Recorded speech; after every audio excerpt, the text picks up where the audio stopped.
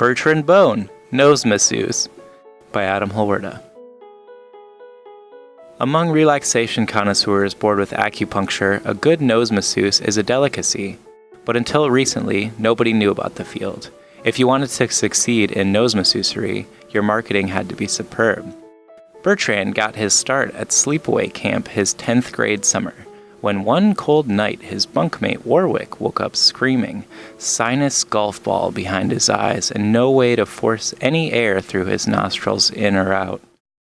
Bertrand sprang from his bunk and raced to the boy, flinging him out of bed. Then he applied the base of his palm to the ridge between and below the eyes. Then he broke the boy's nose. Warwick began thanking him through the babbling blood from his busted vessels. "I'm at peace, for a moment at least, Bertrand. You're an angel." In the morning, the boy still had to go home, and there were whispers of brain damage, but the event heartened Bertrand. He'd acted spontaneously, decisively, and produced a favorable outcome. He was a healer. If he was lucky, he'd find a university eager to develop his gift. That university turned out to be Oral Roberts School of Dentistry and Chiropractic. After the applications to Tufts and Columbia, two of the foremost in the healing arts, left his applications unreturned, neither bothering to pay postage for the small white envelopes bearing the single-sheet form rejection slip that 7 other universities had sent. Bertrand wondered if his entrance essay had been too confident, or if his grade point average, 2.7, was a point of contention for the admittance person. He wondered until the bright yellow packet from Oral Roberts came, and when he tore it open, thumbs separating the fused flap from the rest, the first line of the most conspicuous folded-up piece of paper did not say, "We'd like to thank you for your interest in our university, however..." He started to dance. He was in. At college, Bertrand grew bored of his classes and took to sleeping late, playing video games and drinking until he passed out. Sometimes he went to class, and he always went to exams, but the real learning that first year took place in his dorm room. Nights he wasn't drunk, he still dreamed of becoming a nose masseuse. He'd practiced his skills on his roommate, on the groups of students who came over to smoke pot out of his roommate's hookah, wasteful but for the novelty of it. "I'm not saying breaking noses is necessarily necessary outside of extreme cases," he'd say to them. "Not that I wouldn't break any of yours in an instant if you were suffering from the sort of discomfort my friend Warwick was."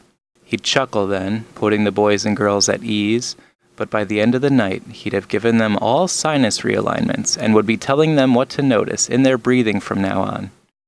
"In the cold, you'll have no trouble. Won't feel like it's freezing in your nostrils, and I dare any of you to come back and tell me you sneezed because you won't be able to because you'll be lying." They'd all been genuinely impressed. The next week, one of the kids texted him with a problem. A boy named Kevin was unable to get his nose to stop running. Bertrand got him to come over, then put him in ankle shackles, hanging him upside down from the loft bed he slept in. "What I'm going to do now," Bertrand said, "is use suction to clear the fluid from your sinuses, and then I'm going to do a realignment so you aren't creating new mucus for 24 hours. Kevin, hanging upside down, writhed an okay. Bertrand turned on his vacuum and held the attachment wand in his right hand. On the end, half of an enema bulb stretched over the tube's opening. He alternated between nostrils, advising Kevin not to try to breathe through his nose until he said. He began sucking the boy's snot. "This is unpleasant, no?" Kevin squirmed in reply. Bertrand continued to explore with the enema tip, sucking more and more mucus out of the boy's nostrils. "This vacuum is pretty loud, but maybe it'd be nice to turn some music on." Bertrand paused what he was doing and rolled back to his computer screen, on which he loaded The Smashing Pumpkins. "Okay, I think we've got enough mucus. Now we're going to do a realignment." Without warning, he wound up and kicked Kevin with a specific amount of force, right between the eyes. The boy screamed, and his flailing arms protracted in order for him to clutch his face. Bertrand let him hang, crying and dangling until he looked up, an expression of betrayal there. Now I will let you down, and you'll be able to breathe. He undid Kevin's left foot strap. Now make sure you can hold yourself up before I release the next one. He undid the other strap, and Kevin tipped forward into the room, landing in a crouch on his knees. It worked? Yes. The methods of a nose masseuse are secret and practiced by few. Of the ones who know the methods, fewer choose to practice. Thank you for letting me practice on you, Kevin. I'm glad I could help. What do I owe you? Nothing. Tell your friends. Parts of it may not be pleasant, like the kick in the face, but think of acupuncture. It's a lot of the same principle. Not nice to think about, and not nice while it's happening, but it does the trick. What was your name again? Bertram? Bertrand Bone, nose masseuse. He dug out of his desk a business card, one he'd gotten made up by an art student. He designed the card as a nose with pull tabs under each nostril. One pull tab had his name and what he was, and the other had his phone number and email address. Pull tabs looked like snot. The art kid promised him it would be good marketing, which was all Bertrand needed to hear.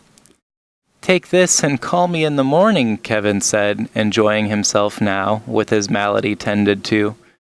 Yes, if you need to, although you won't need to. If you call, I'll be a monkey's uncle. Okay. Thanks. Weird card, too. Do you have more? Sure, take 2. Bertrand gave him a stack. Funny, Bert. Later, Kevin said, and left.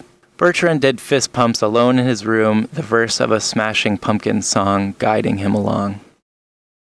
Try ease the pain, somehow we'll feel the same. Well, no one knows where our secrets go. Bertrand did not graduate from Oral Roberts. He dropped out with one of the worst grade point averages the school had ever had. He didn't care. He had a network of students who came to him frequently, and a network of their parents, and a network of their parents' bosses. All he needed now was to take this from a dorm room operation and turn it into an office operation. He needed a license. Getting a massage license wasn't hard. It helped that Oral Roberts sent him a letter telling him he met the requirements for an associate degree, but he left out that his form of masseusery wasn't as tame as the other.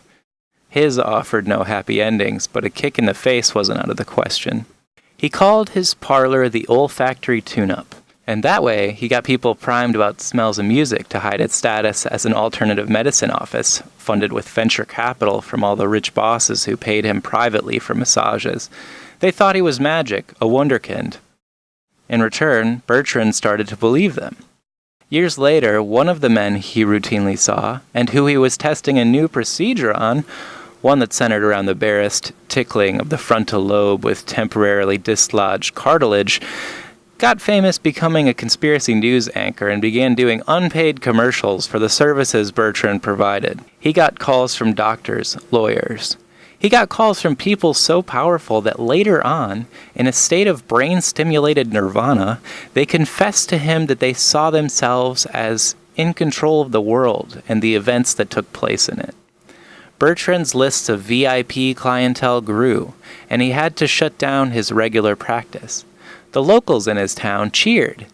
They now often picketed and made threats to the olfactory tune-up for peddling false medicine, what was to them unproven science. The real reason he closed was that secretly he was performing a service that had so captivated the elite class that he had almost effortlessly become the most important person in the world. The first time he'd had the thought, he'd scolded himself. Think about how the dorsal cartilage might be co-opted to create a sense of euphoria rivaling that of an epiphany, not about enhancing your own ego. It's not about my ego, he said out loud to himself. Saying it made him feel good and enhanced his idea of himself and how good he was. Some hoodlums came in one time, convinced his shop was a front for a criminal outfit, but he was able to convince them he was a nose masseuse, whatever that was, and he ended up with clients who worked for a would-be rival criminal outfit. One of these men ended up doing private security for the president-elect, and Bertrand had the fortune of being the nose masseuse for this man as well. They got on well, him and the president.